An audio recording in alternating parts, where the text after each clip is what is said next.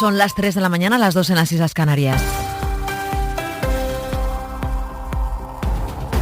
Claudia Platero, ¿qué tal? Buenas noches. ¿Qué tal, Mara? Buenas noches. En Brasil, el gobierno acaba de actualizar los datos de la pandemia después de 4 días ofreciendo información incompleta.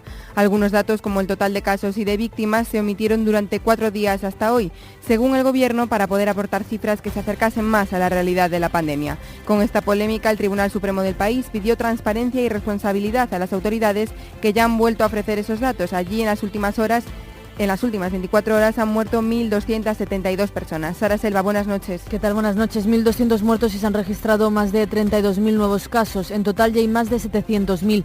Llevaban ya varios días de caos con los datos en Brasil. Primero se retrasó la hora en la que los hacían públicos y empezaron a hacerlo cuando ya había terminado el informativo de la noche. Después la página web dejó de funcionar bien y luego empezaron a publicar durante 2 días solo los casos nuevos, los registrados en las últimas 24 horas, sin los acumulados, sin la evolución por territorios y sin la serie histórica, así que era muy difícil comprobar cómo evolucionaba la pandemia. Ahora, después del escándalo, de la polémica y de una orden del Tribunal Supremo, el gobierno de Bolsonaro vuelve a dar toda la información detallada. Sigue siendo Brasil el segundo país del mundo con más casos, el tercero con más fallecidos y el epicentro de la pandemia ahora mismo en América Latina. También están aumentando mucho los casos en México. Hay ya más de 120.000 contagiados y más de 14.000 muertos. Aquí en España este miércoles se aprobará en el Congreso el ingreso mínimo vital, una medida que llegará a más de 800.000 hogares a través de rentas entre 461 y 1.015 euros. Una mayoría parlamentaria aprobará esta medida, salvo Vox, que votará en contra, y el PP, que todavía no ha anunciado si se abstendrá. Javier Carrera. Sí, la principal incógnita sigue siendo el PP, que aún no ha aclarado el sentido de su voto, aunque se debaten entre votar a favor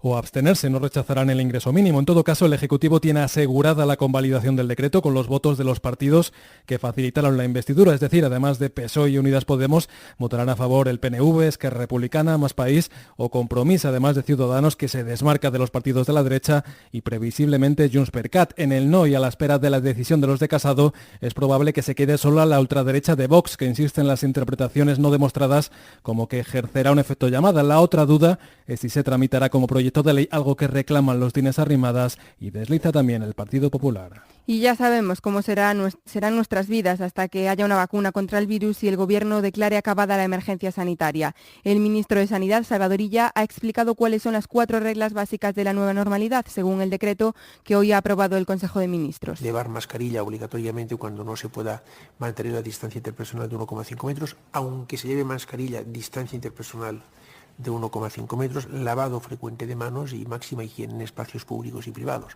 Por eso será, insisto, más necesario que nunca mantener estas reglas de comportamiento y una conducta con una alta dosis de responsabilidad, pensando todo lo que nos ha costado llegar hasta donde estamos. Además, no habrá limitaciones a la movilidad una vez levantado el estado de alarma. Y este verano España tendrá más banderas azules que hace un año en sus playas. Son 23 más y las comunidades que más playas tienen con este distintivo son Valencia, Galicia y Andalucía. Javier Gregori.